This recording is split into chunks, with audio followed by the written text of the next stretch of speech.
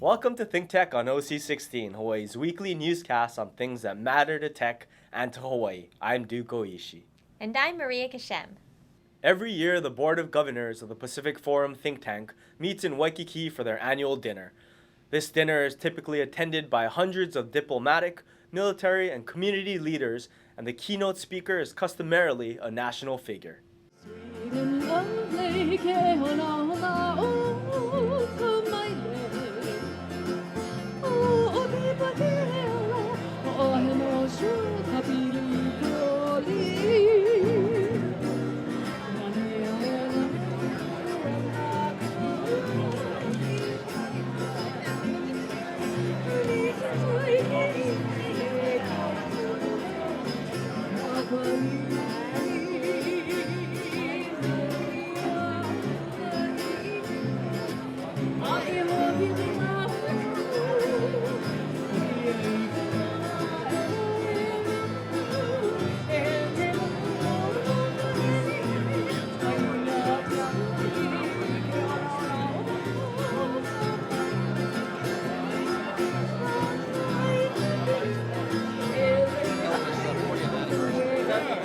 We're here to celebrate a great organization, Pacific Forum, CSIS, and a renowned research fellowship program.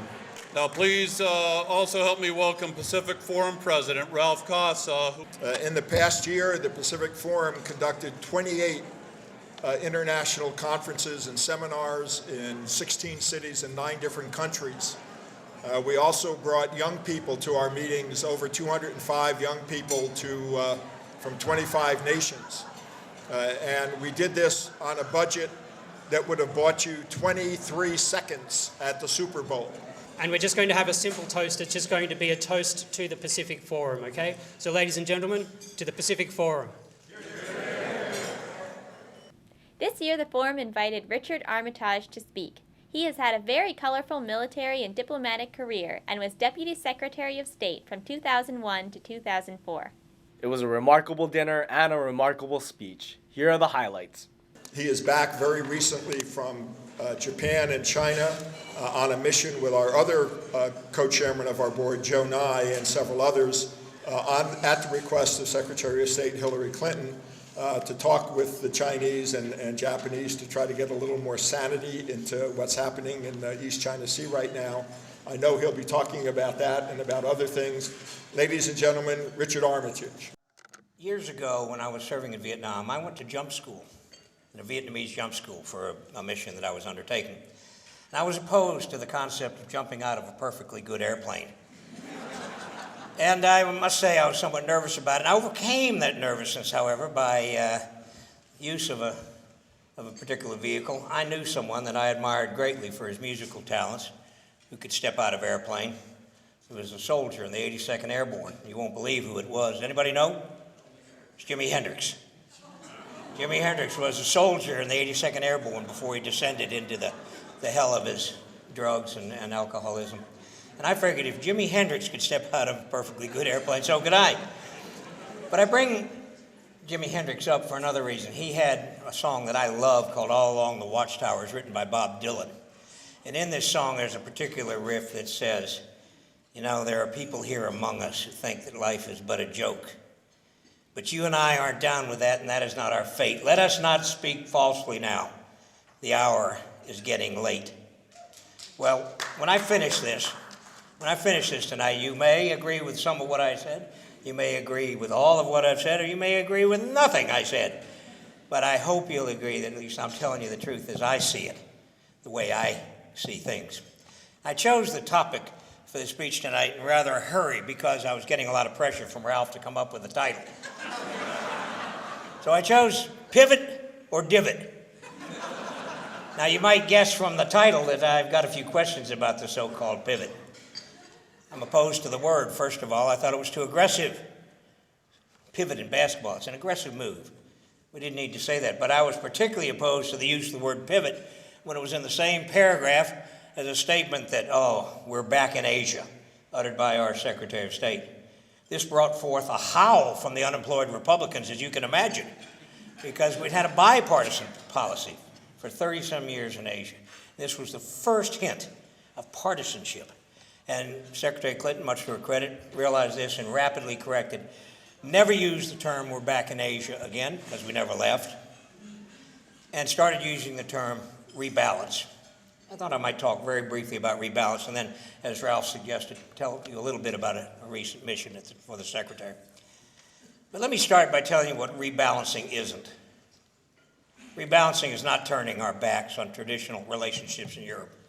And rebalancing is not turning our backs on our responsibilities in the Persian Gulf and the sea lanes of communication that guard that oil and that resource coming from the Gulf.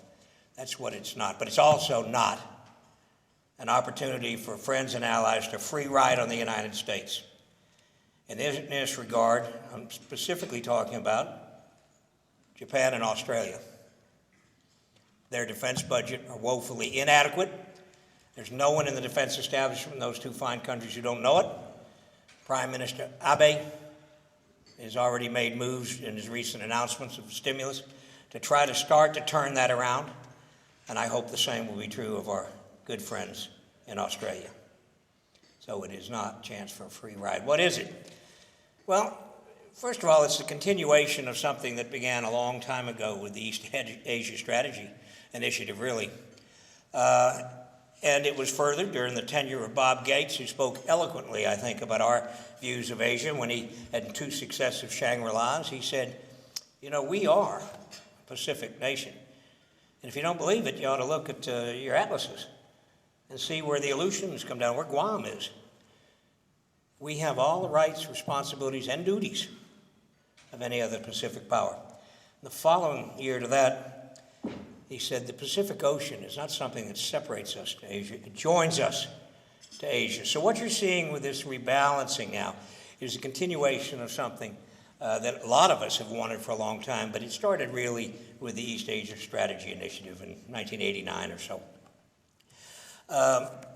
It's rebalancing out of one very unpopular war, Iraq, and one rapidly becoming unpopular war, Afghanistan. And it's rebalancing within Asia, where we don't have quite the same total focus on Northeast Asia, but as I'll explain later, we certainly have a large equity there. And we're also spreading our attention a little bit more to Southeast Asia, and it's long overdue.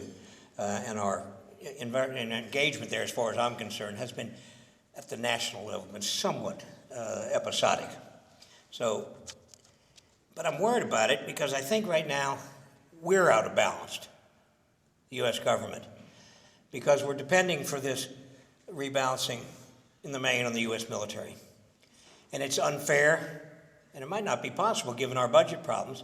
It's unfair because we can't just say that there's 60% of our assets and surface assets certainly are going to be devoted to the Pacific. You can't put that burden of having our whole direction of the Pentagon to the Pacific on the military. We've got to use all our elements of national power.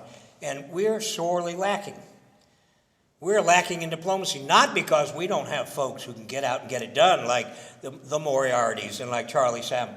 We're lacking because we haven't had a continued pull at the rope of foreign service, for the foreign service, actually supporting them and resourcing them. In my view, there have been 3 good secretaries of state. Now, a good secretary of state to me is not simply someone who represents our country overseas.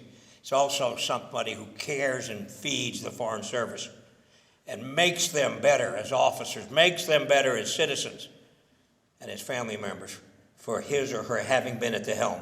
There are 3 good ones. One was George Shultz, the second was Colin Powell, and Hillary Clinton is the third.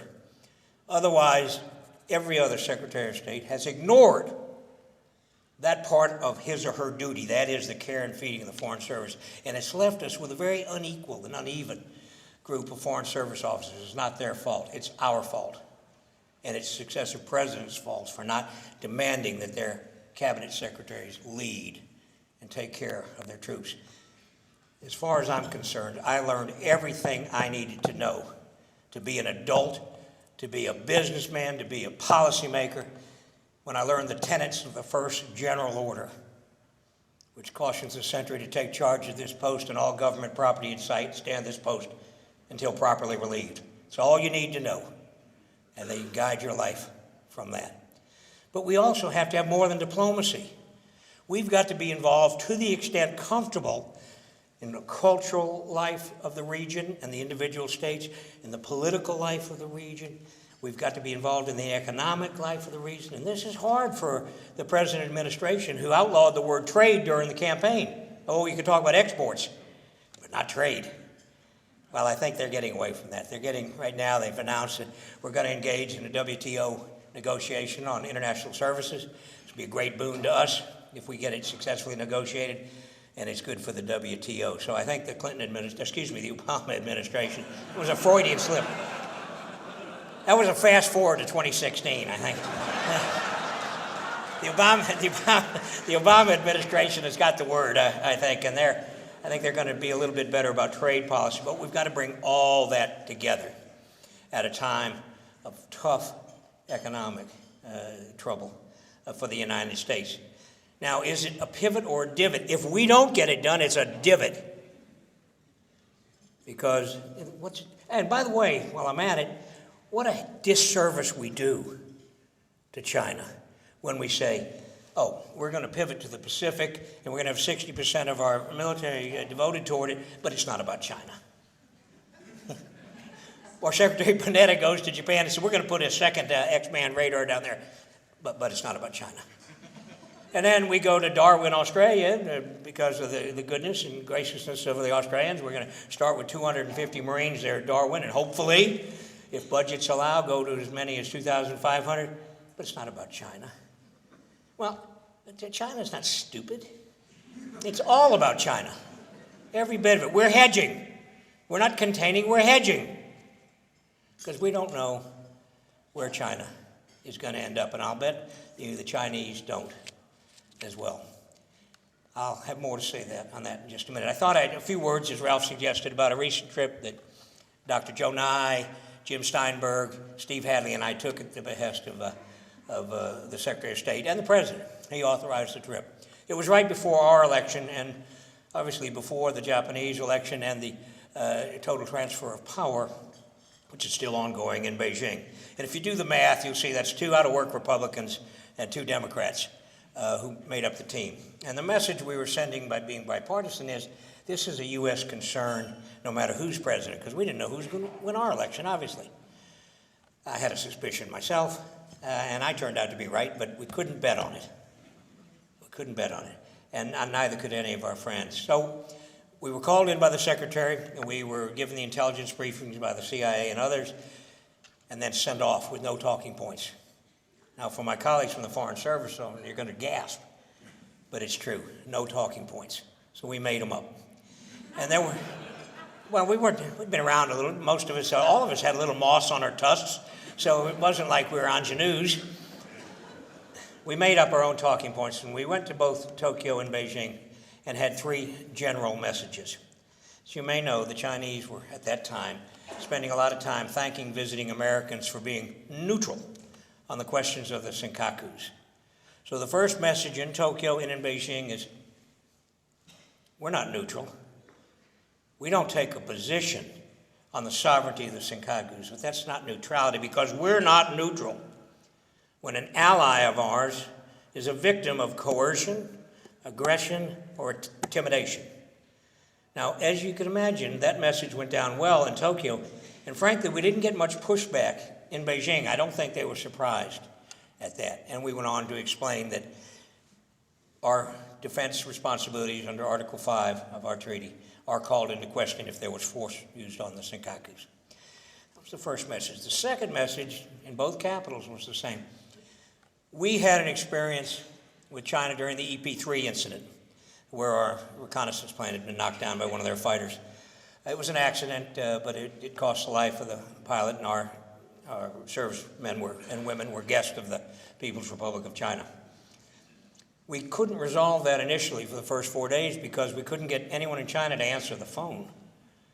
The president of China was traveling in South America, and being unable to come up with a complete picture of what was going on, they probably pretty thoughtfully didn't answer the phone because they weren't ready to deal.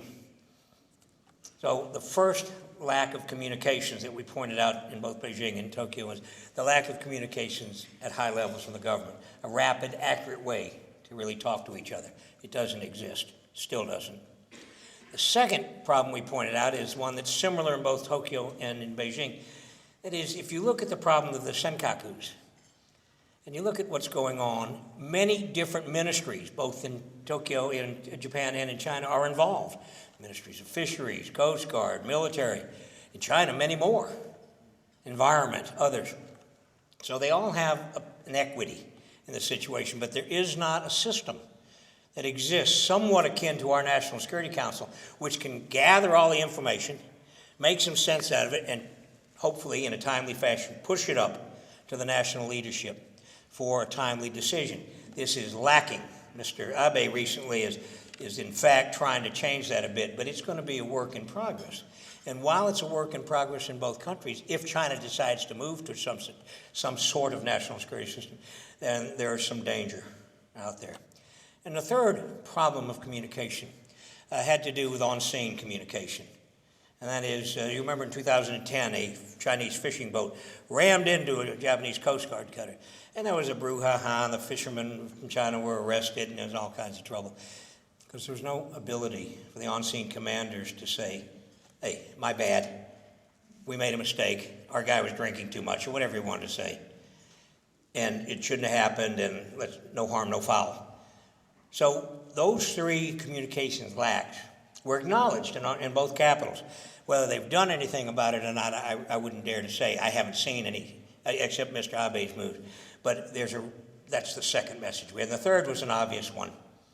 And that was that, look, China, you need a healthy Japan. And Japan, you need a healthy China. And by the way, so does the United States need a healthy Japan and China. We've all got skin in the game. So let's think carefully, move slowly, be rational. Pacific Forum is a nonprofit, private, foreign policy research institute that operates as the Asia-Pacific arm of the Center for Strategic and International Studies, CSIS. It draws on Asian perspectives and disseminates its findings and recommendations to opinion leaders, governments, and the public through an active outreach program. Founded in 1975, the Forum is guided by an international board of governors. In fact, Richard Armitage is co-chair. The other co-chair is Dr. Joseph S. Nye, Jr., former Assistant Secretary of Defense for International Security Affairs. It's great to have Pacific Forum here in Honolulu. Hawaii can only benefit by having an international think tank. It's great to have the talent and diplomatic connections that Pacific Forum provides. Pacific Forum is a kind of organization that helps Hawaii build and enhance its bridge to Asia, which is exactly what we need for our global future. If you missed this year's Pacific Forum Board of Governors dinner and Richard Armitage's speech, you can catch up at next year's dinner. For more information about CSIS and Pacific Forum, visit csis.org.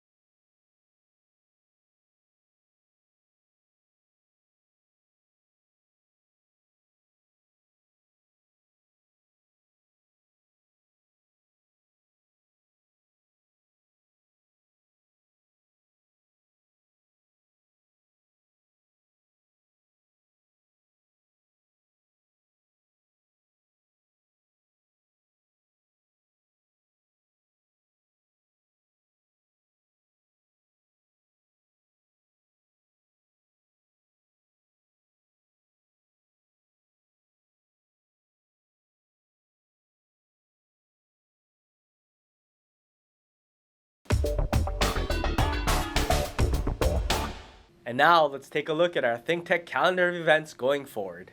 ThinkTech's 4 to 5 p.m. Drive Time radio series on KGU 760 AM continues this week. Tune in to 760 AM for Tech on Wednesday, Asia in Review on Thursday, and ThinkTech Fridays on Friday. Raise your awareness on ThinkTech Radio. On February 28th, HVCA and ThinkTech will present a luncheon program at the Plaza Club entitled Transportation in Hawaii. How well are we getting around these days? featuring speakers on various modes of air, sea, and land transportation and the issues now in play. Sign up for these programs on hvca.org. And now, here's Bill Spencer, president of the Hawaii Venture Capital Association, with this week's Spensation. Well, 2013 is in full gear now, and the legislative session is likewise in full gear. You can hear all the noise and commotion from the Square building already, and there are some important tech bills going on, Bill. You've been following them, haven't you? That's right. The preparations for making sausage are underway. You can hear the meat grinders. Trucks are lining up with the seasoning, and hungry masses are waiting for the sausage to pop out the other side. So what bills are most important, at least for the tech industry right now? What bills should people know about? Well, to be honest, there's not a lot going on with tech, but there are two significant bills that I think our listeners really need to get behind. And that's the High Growth Initiative, which is House Bill 858 or Senate Bill 1089. Now, this bill proposes to provide $20 million in venture funding over the next 2 years to sort of fill the gap between angel seed stage funding and professional later stage funding. So, we have these new accelerators that were funded by a bill that was passed last year, and so we anticipate that there are going to be a lot of hot new startups coming out of that accelerator process, but where's the money?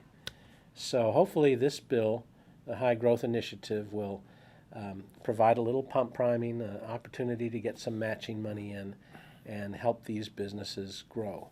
And this is what, 10 million in the first year and 20 in the second, it's 20 altogether. It's a biennium appropriation, so over 2 years. I don't know if people really understand, but the startups, especially tech startups, need to have angel money. They need to have venture capital money, and if they don't have that, people won't do it.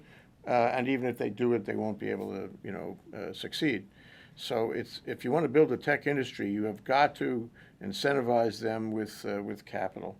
And that's what these bills are intended to do, and hopefully they will do this, as well as previous efforts, like in the last decade in 221. But this is a kind of a replacement for 221, isn't it? Well, there are several companies that were seeded with Act 221 funding that are struggling now to get their next stages of venture capital in the door. So those companies that have survived, because there has been a real gap for a few years of any kind of funding, they can benefit too. The other good news is that, in today's mobile world, the world of apps, you don't need a lot of funding to get a product to market. I mean, it's easy to get your app into the distribution channel, and if it's got potential, people will pick up on it. But it's got to be hot, and you've got to market.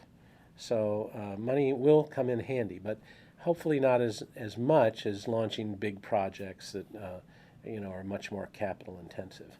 Okay, we got to make this happen. So who should be supporting these bills? Well, I think anybody that has an interest in diversifying the economy, seeing our tech economy grow and strengthen. All is well now because of the tourism, and it's shocking to think that everybody doesn't think there's any other business in Hawaii except tourism. But it's true. Our leaders bank on tourism, and clearly when it's good, everything else falls by the wayside. But as we've seen over the last 20 years, all it takes is a crack in the armor, a war somewhere, a disaster somewhere. A virus? A virus. I mean, there are any number of horrible things that can and have happened that will send tourism into a tailspin. So unless we've got some balance in the economy, like a strong, thriving tech sector, we'll be hurting. The other thing, of course, is, where are the good jobs? I mean, we need good jobs for our best and brightest. Why would somebody bother to get an advanced degree in our great university if there's no job on the other end, or if they have to leave their family and move to the mainland? So all these things continue to be pressures that I see important to creating a tech economy. Speaking of the university, there's another bill involving MIC and the High Tech Development Corporation, which is the present lessee of the Manoa Innovation Center and the university. What's happening on that scale? That's what I wrote about in my article recently, and I'm wondering, there's a bill pending that would extend the lease to HTDC in order that Manoa Innovation Center could stay alive in that location for another 25 years? Well, we certainly hope so. You know, George Ariyoshi, I like to call him the tech governor, because he really had this vision back in the 80s that we should have a tech economy. He did a lot of bricks and mortar construction to support a tech industry, and Manoa Innovation Center was one of those activities, which has proven over the years to be a valuable piece of the entrepreneurial ecosystem. As Bill said, there aren't many tech bills, so it's easy to find the ones you can support. Support the ones we've been talking about. Go to capital.hawaii.gov and help the tech industry. Thanks. We'll be right back to wrap up this week's edition of ThinkTech, but first we want to thank our underwriters. Hawaiian Electric Company and its affiliates Miko on Maui and Helco on the Big Island are deeply committed to the communities they serve. Galen Ho is a senior executive of BAE Systems, a global defense, security, and aerospace company, and CEO of CBI Polymers, a tech company in Hawaii. The High-Tech Development Corporation, the state's leading technology agency, attached to the Department of Business, Economic Development, and Tourism. Castle in Cooke, Hawaii, with a time-honored legacy that spans more than 160 years and revolves around its mission of investing in Hawaii, creating communities, and providing for the needs of our state. Hawaii Gas, formerly the Gas Company, a proponent of the Liquefied Natural Gas Initiative, helping Hawaii achieve its transition to clean energy and a better energy future. Okay, Maria, that wraps up this week's edition of ThinkTech. Remember, you can watch ThinkTech on OC16 several times every week. Can't get enough of it, just like JFI Dell does. For additional times, check out oc16.tv. You bet, Duke. For lots more ThinkTech videos and for underwriting and sponsorship opportunities on ThinkTech on OC16, visit thinktechhawaii.com. Be a sponsor or a volunteer and help us reach Hawaii. I'm Duke Oishi. Thanks so much for joining us on ThinkTech. You can watch this show throughout the week and tune in next Sunday evening for our next important weekly episode. Aloha, everyone. I'm Maria Kashem. See you next time. ThinkTech is awesome. My name is DJ.